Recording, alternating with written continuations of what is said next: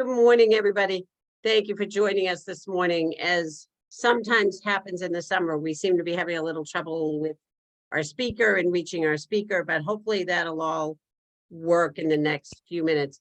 I wanted to begin by talking a little bit about the convention that we just had in Boston, actually the 114th NAACP convention, which was called Thriving Together. And I was fortunate enough, along with Antonia, to attend some of the really wonderful programs that were put on, the workshops, the panel discussions, lots of issues debated, discussed, voted by delegates from all over the country during those several days. And the focus was really on, as you would expect, racial and economic equality. And that really dovetails so well with our collaborative work here. I was able to hear Vice President Harris remind us about the attacks that are going on diversity and civil rights, and the importance of, in her words, staying vigilant in protecting that which we have achieved and keeping our eyes on the collective vision of how we continue to strengthen this country. And I think that comment about the collective vision really resonated with me. As we come together every month, it's our goal, my goal for this task force, that we are both strengthening equity across Middlesex County and doing what I always hope is the guiding principle here, reducing the number of people who might think to themselves, do I actually belong here? But also that we are helping to establish an innovative vision that will be a model both at the state and national level. And, you know, in addition, I was really moved by the presentation of the Spingarn Medal Award to Hazel Dukes, 91 years old. She was amazing. And it really honored her transformative advocacy and leadership around racial justice. And the person who wins the medal is able to select who they would like to present to them. And she had asked former Secretary of State and presidential candidate Hillary Clinton to do that. And I've had the good fortune to see Secretary Clinton a number of times. I don't think I have ever seen her so genuinely happy to be somewhere, to see the real friendship between she and Hazel Dukes, and really her talk about Hazel's commitment and dedication to racial and social justice issues just over 70 years. And the decades of experience and encouragement she had given to people, and how committed she was to seeing that children are not continuing to be affected by hate and bigotry. And then another really important part of the convention was the panel that was done by Patriots owner Robert Kraft and the rapper Meek Mills.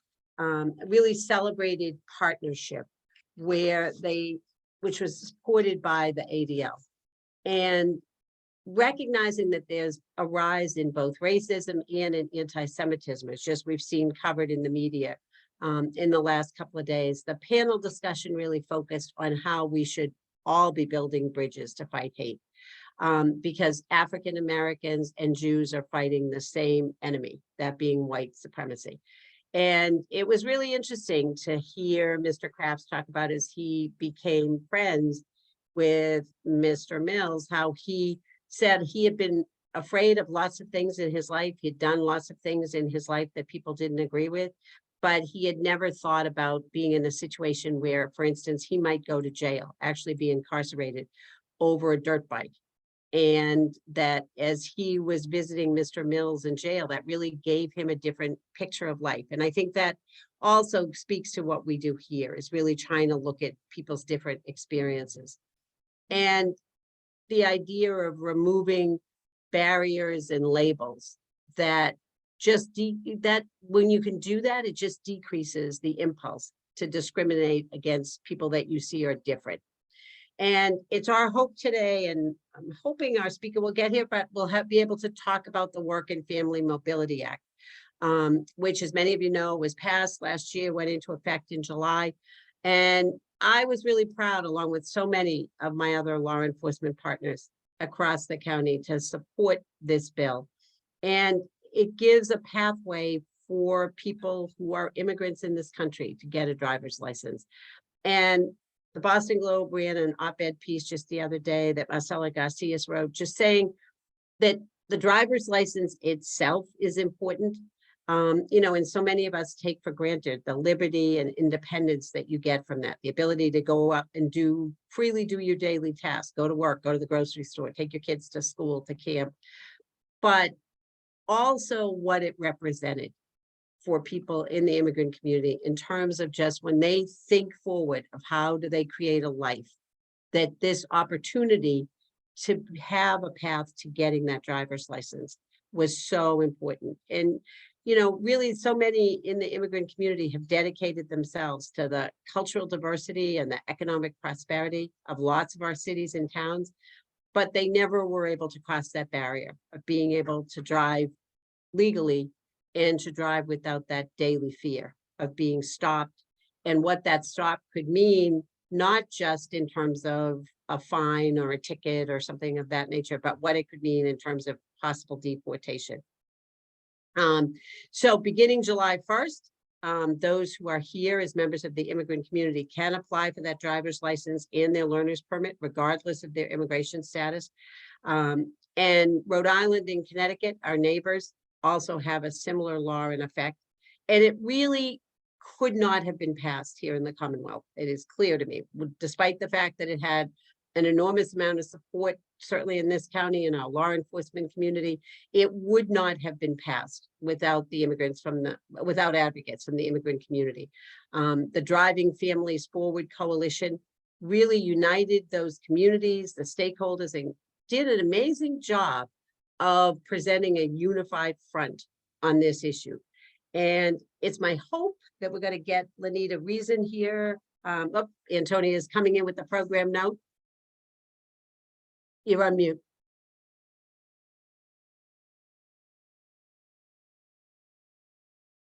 Oh, I'm guessing she was having some trouble getting logged in, so I'm guessing that Antonia dropped off. Is hope that we're getting that there, but she's here. All right, great. Perfect timing.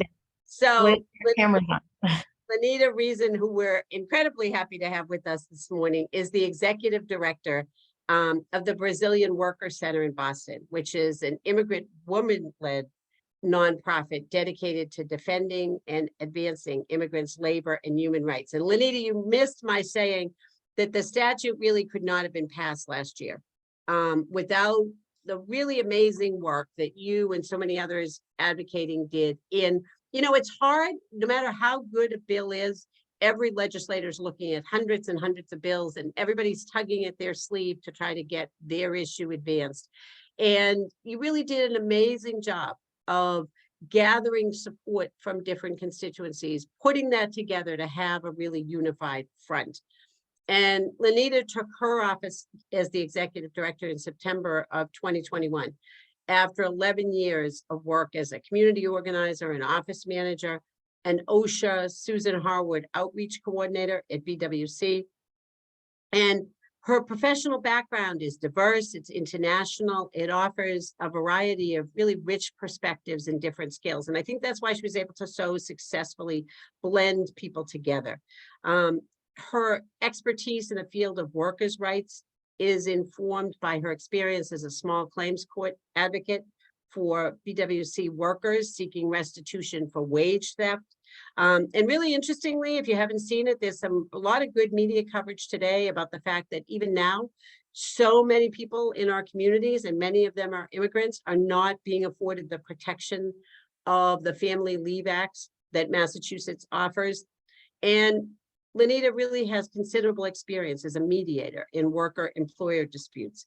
Most recently, she completed a certificate in labor studies at UMass Boston, and she's a seasoned researcher. She's actively contributed as a field coordinator in different projects, such as the 2014 study, which was founded by the Sociological Initiatives Foundation, which aimed to investigate the working conditions of domestic workers here in Massachusetts, and to the home economics, the invisible and unregulated world of domestic work, which consisted of a participatory research project supporting the completion of the 2013 National Domestic Workers Alliance study.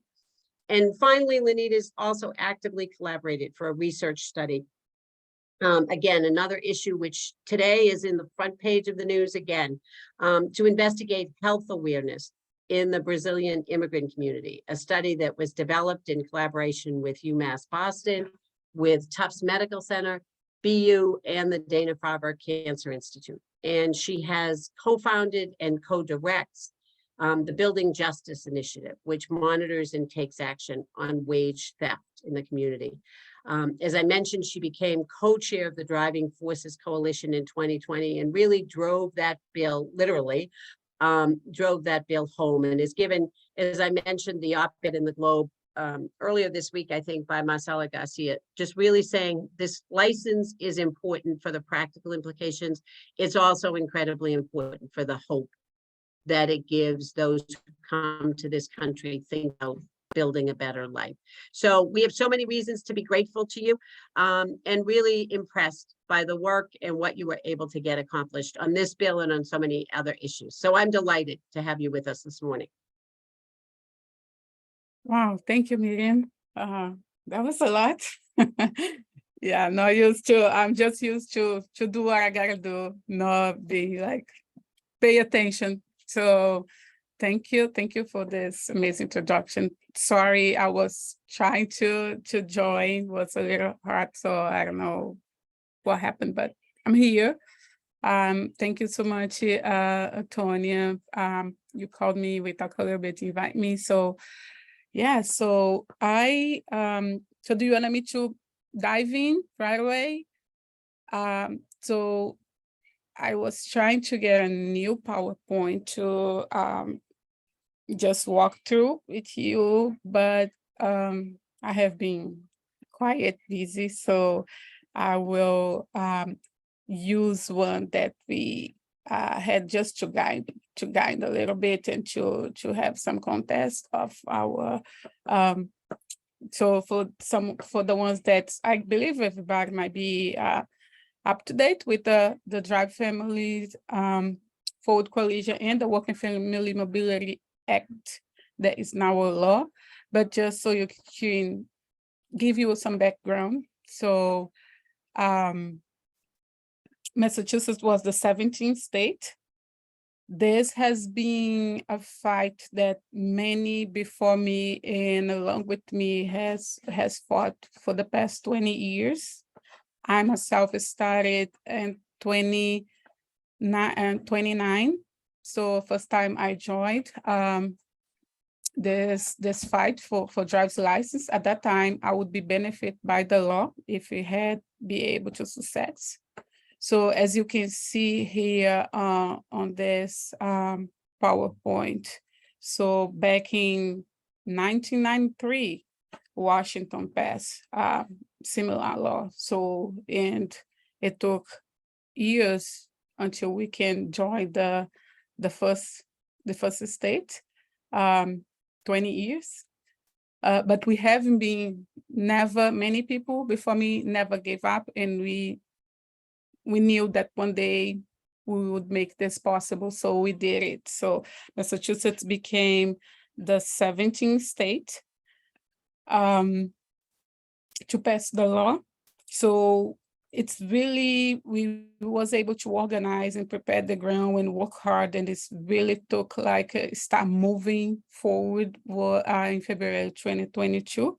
So before that, the law has been sitting on the committee, transportation committee, for a long time in previous years. So we started this coalition that is made up of 270 organizations back in 2019, and we was stuck on the transportation committee until the 2022 February. So I met in person with the chair of the transportation committee, William Strauss, on the February 15, and we have a very good conversation. So, and represent the coalition, I was able to deliver what we was expecting from them and all the struggle and all the fight that man has done.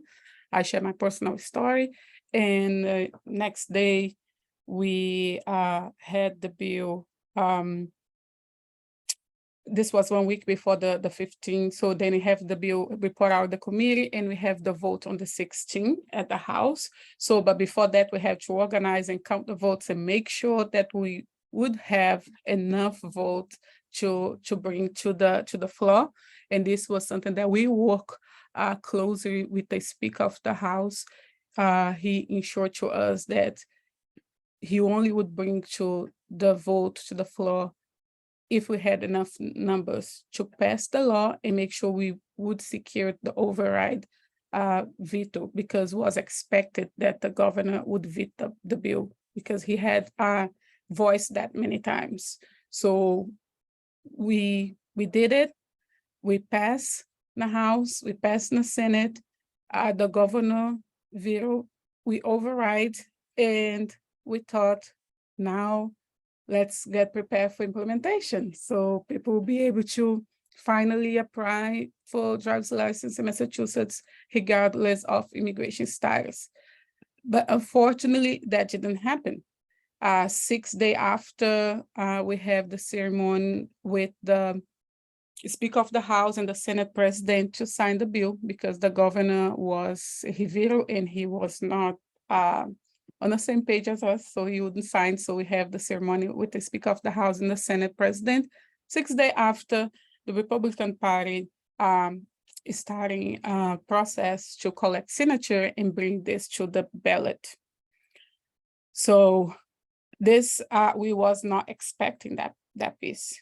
So we was just so focused on 20 years of organizing and fighting that we just thought that was done. So we have to start right away educating our voters, trying to make sure that that would bring the law to the ballot, but we wasn't successful on this piece. We called a Decline to Sign campaign that we did on the summer of last year, but they was able to bring the law to the ballot. So we had 8 weeks to organize, to fundraise, to educate the voters, because what happened was the way it was brought to the ballot was not really transparent. It was what the Republican Party was telling the voters was, if you think illegals should have the right to drive, you should be the one decide by vote. Instead of tell them that we had passed a law that we had fought for 20 years, that was something that the legislature finally understood that would be good for the Commonwealth of Massachusetts and pass, and they was trying to revoke those laws. So that's what we did. We have to tell people what happened.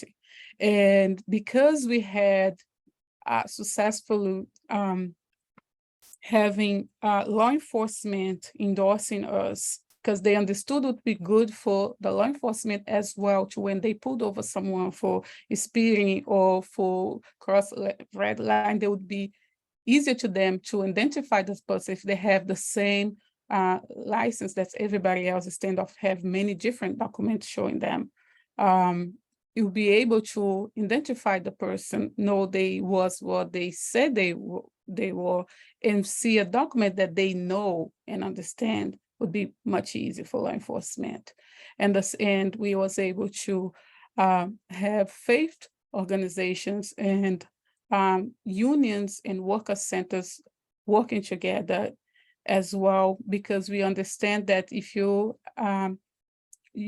have your children, like young 16 years old driving, you want to know who's driving alongside of your teenager or alongside with you. And the person has insurance, the person has trained, the person passed the same test as you did, and would not be driving stressed, looking behind their shoulder if the police is coming, and this could end up in deportation. So take that focus away for driving. So I guess that's why we successfully was able to move forward with the law at that time, and make sure we would be able to secure it and not take it away. And we have to start again from the beginning.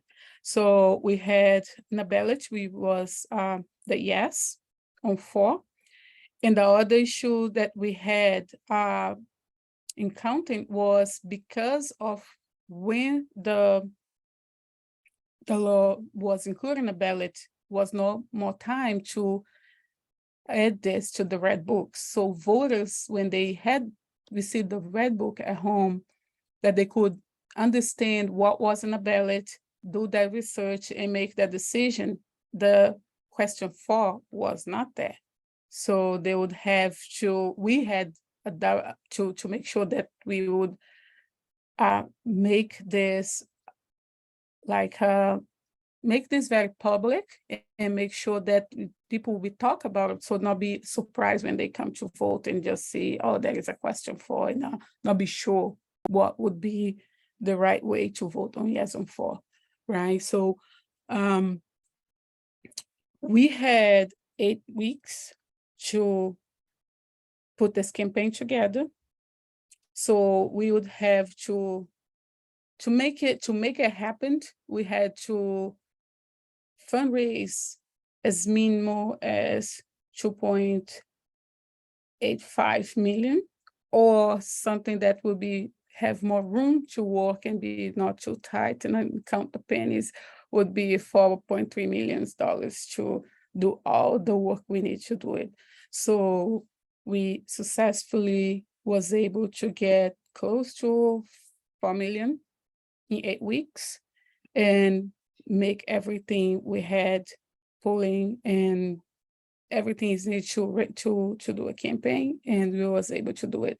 And this money we raise through labor unions, community organizers, in-state major donors, national foundations, corporations, because this was understood as something that was not just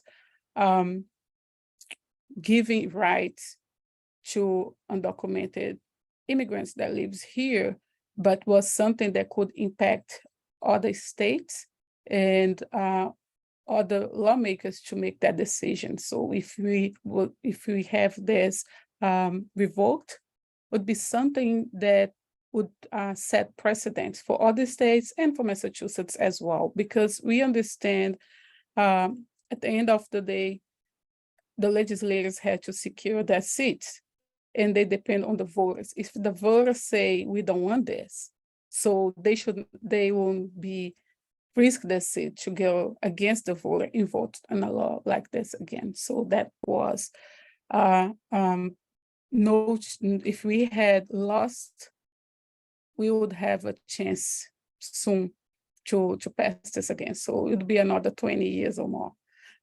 So we was able to raise the money. We was raising to educate the population, tell them our side of the story, and we was able to win in the ballot. So after that, the work continued. So we didn't have time to celebrate again, because we was having to talk about implementation and work with the administration to get the regulations on the bill, make sure that what was written would be kept as part of the regulations. And we still today working with the Attorney General's office to work on the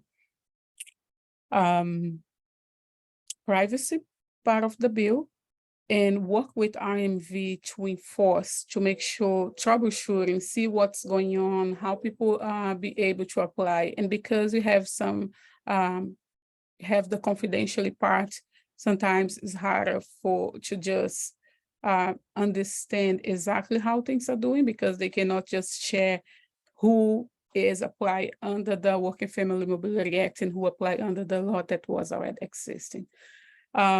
And just to give a less content about this, Massachusetts already had 2 forms of driver's license.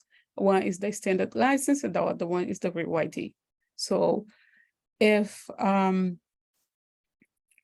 other states, they pass a license that has a sign that say DO it's drive only, and as soon you present that license, people knows already your status.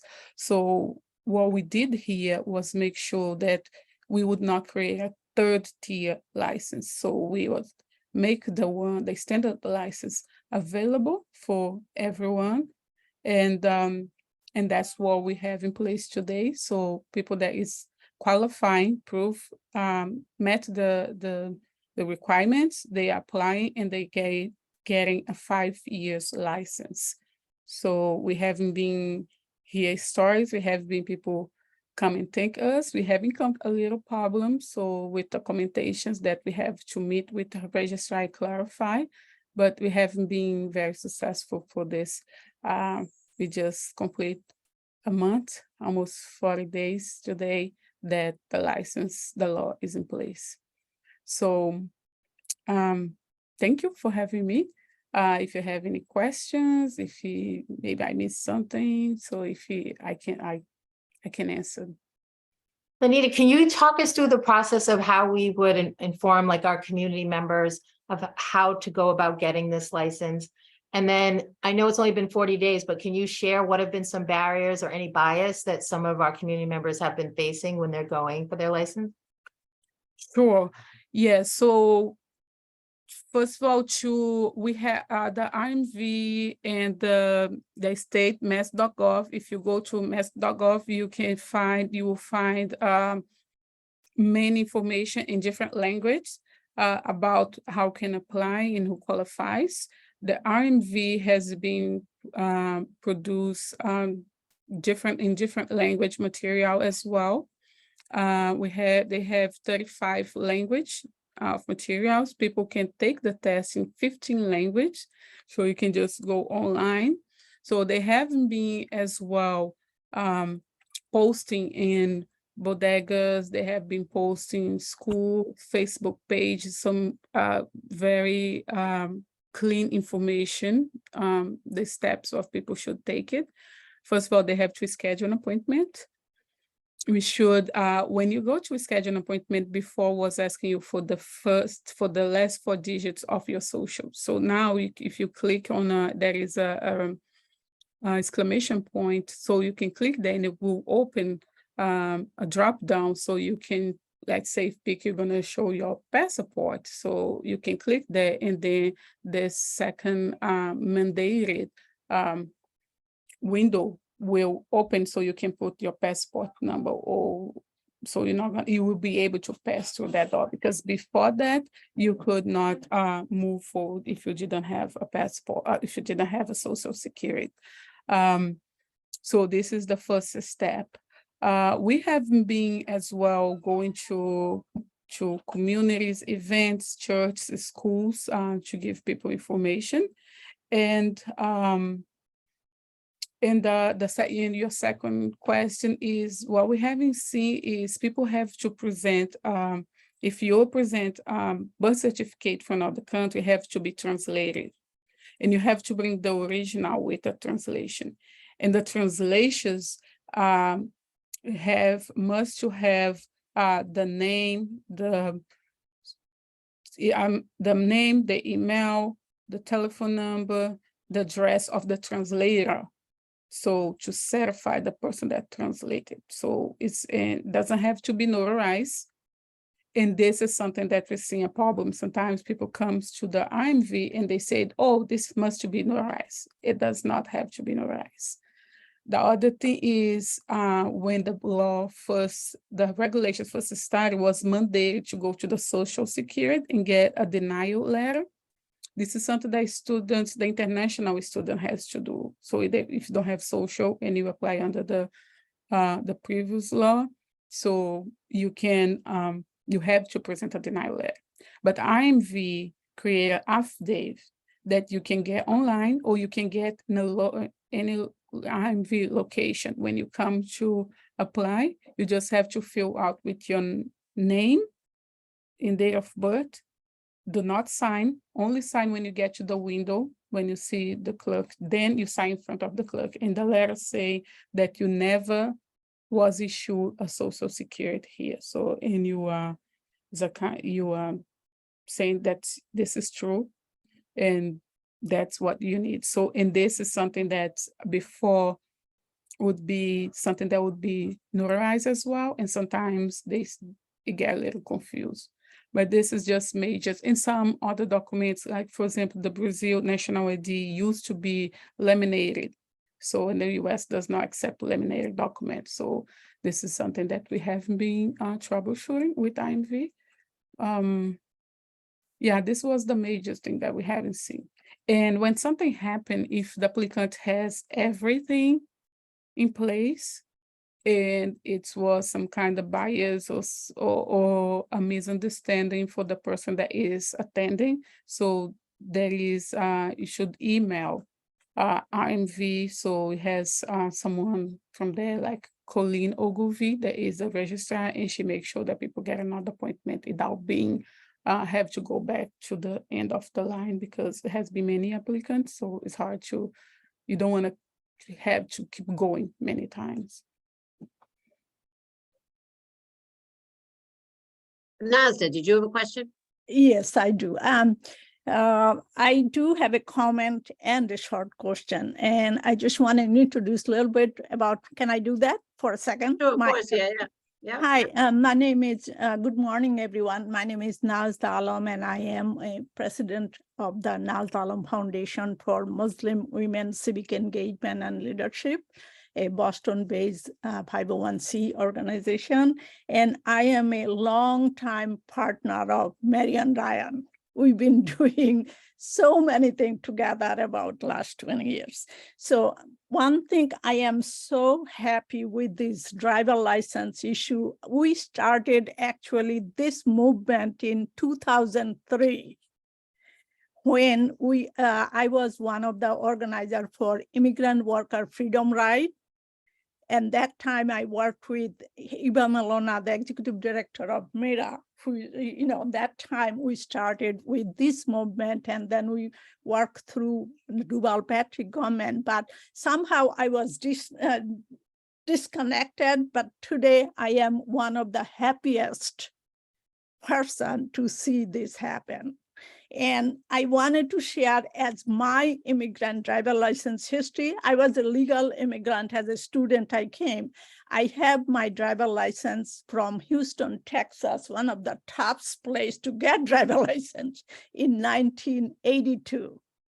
And I am just so proud being an immigrant. And that's what I've said, that all immigrant drivers are very careful and so on. And I have no ticket.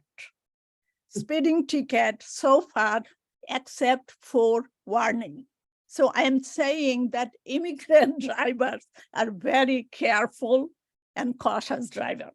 And when I was driving almost during my work, most 1,000 miles a month. So anyway, my question, two questions. One is this undocumented immigrant, when they get apply for the driver license, before they have to go through driver license course like everybody else do,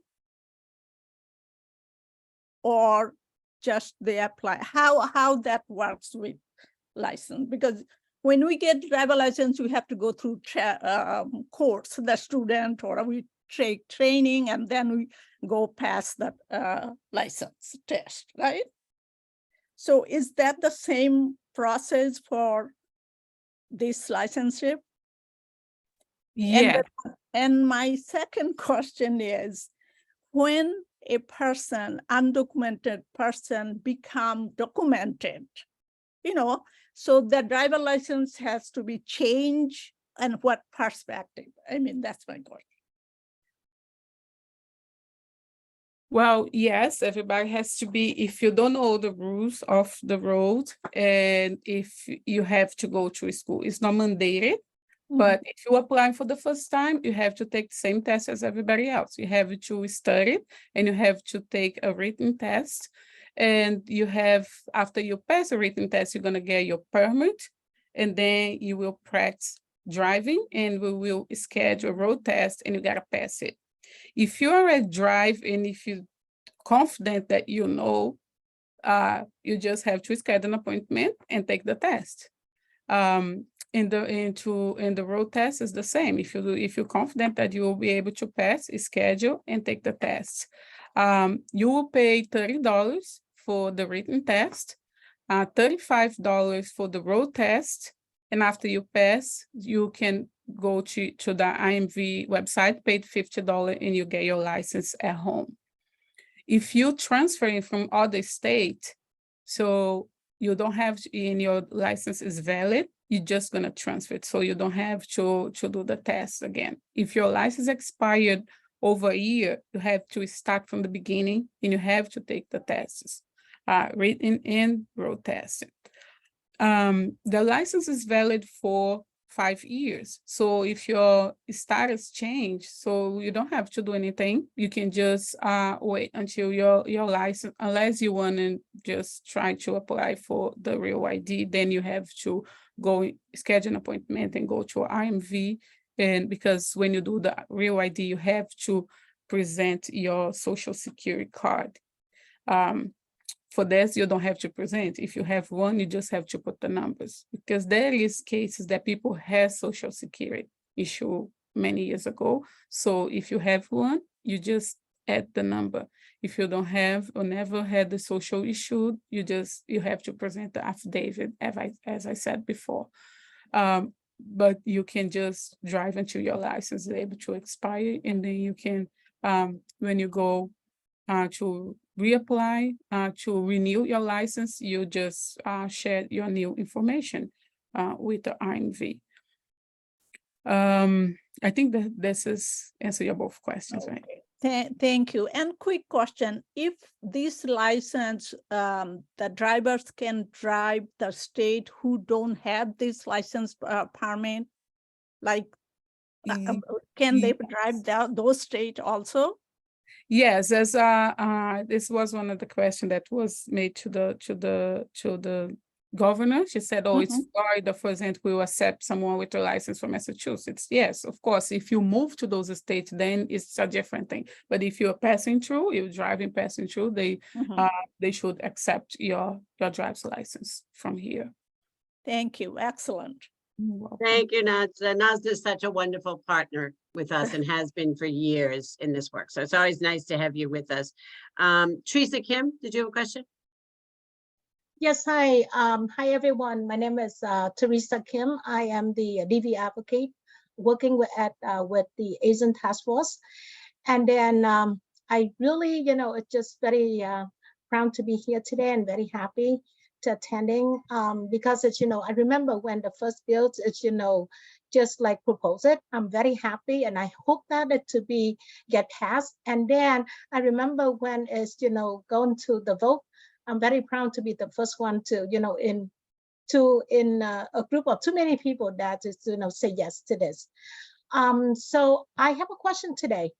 Because it's the majority of the group of the client and the people I work with, that's an immigrant and then also the language barrier. So I am concerning and then have a question. I believe that everybody, immigrant will be having the same because they undocumented consider. But this is the privilege law that is helping them to to get a better life and then prepare to taking care of themselves. But here I am thinking about what if their information, like a personal information from the IMV, will transfer or immigration, USCIS can get access to it, and then is that safety for them? Because it's what I work with, and then when I work with many of immigration lawyers, we always very consider and very be careful with the USCIS. So I'm thinking about the ICE. ICE is, in the past few years, it's like a horrible for immigration, undocumented people to thinking about it. So what about their information? Now they give it to IMV. Is that the immigration will have an asset to it? And if it's like that, how can we keep that safe for them? Yes, this is a question that has been that we took. We, as I am a former undocumented as well. I was not because I wanted to, but because it takes forever for immigration process. So Mine took 17 years.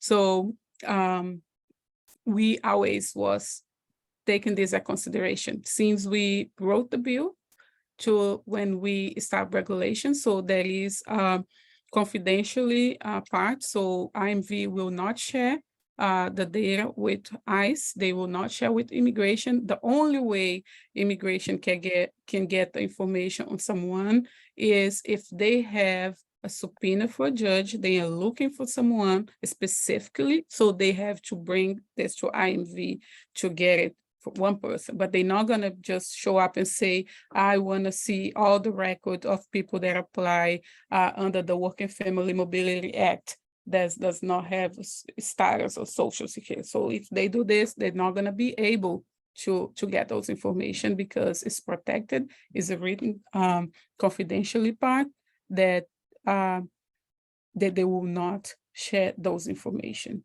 Of course, we all understand that if something is an individual that did something they're not supposed to, and they have a subpoena, so they will have to share those information, but not just show up and get everybody's name and information.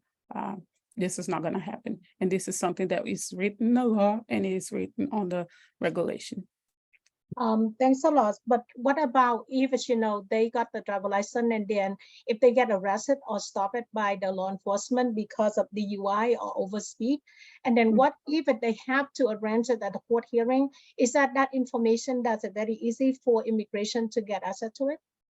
If someone got pulled over, the police officer will not know if this person is undocumented or not, if they apply with social or not. This is something that it's on a written as well. So, and that's why I was mentioning the other states that has a market license. When someone is pulled over, the officer or even show any person that have some knowledge on this, the person will see the DO. That means drive only, and this is a sign that the person is undocumented. The Massachusetts license, when you get one from someone that is born here or has a status, and the one that is undocumented is the same license, and you cannot see a difference visually. And if the officers put on their system, they will not see this information as well, that this is someone that is undocumented. And this is was carefully took care because of, we understand there is many good police officers that is doing what they should do it, but there is few that has some bias, and especially for people that looks like immigrant, they could be profiled. So, and we understand this law is for everyone. So we had Irishes, we had Asians, we have many people that apply that people never think that they are undocumented. But for the ones that's from South America, for example, people look at them, even they are not, they will assume, right? So that's why we took care of this. And the police officer will not going to be able to see this on the computer in the car, and the information will not be shared without order from a judge. Thank Any you. other questions? Any other questions for Lenita? I just had one quick one, Lenita. If you could talk about, you had mentioned the relationship with the registrar. Do you meet regularly or troubleshoot with RMV about different issues that they're seeing? How's that relationship been? The relationship is great. It's completely different than was before. We meet every Friday at 10 a.m. We have a regular meeting. So we bring any question. Let's say you ask me something here today that I don't know the answer. I'm not gonna come up with some answer for you. I'm just gonna take a note and I'll bring it to them tomorrow morning. And then if they will give me an answer, and I'll return to you. And this happened with the community as well. Something happened in different, for example, people was telling us that was having some not really good experience in Lawrence. So we told the registrar, and she went there herself and stayed there for 2 days. And she wants to observe what was going on, because just show up for an hour, so things can be different than you stay there all day, right? So she went 2 days, a whole day, and stayed there during the time that was open, observing and make sure people get more training. if there's some problem with certain documentation, she reach out to the consulate, and they have been getting samples from the consulate. So the people that is attending people that has been trained, and they have a file with different types of documents, so they can make sure that the document is original and is issued by that certain country when they see it. So, and plus meeting every Friday morning, we have an email that if something come up during the week that we're not gonna wait until Friday, we can just email, and she reply to us with the answer. Or if something that she has to take an action, she take action, and then she let us know what was done. That's great. That is really great. That's a very different relationship. Oh, yes. Totally. Really. Can I just Well, follow? it also shows you the power of the law. Yeah. I'm Sorry. sorry, Antonio. Well, It I shows just you want to the power follow of up. Sorry, Maren.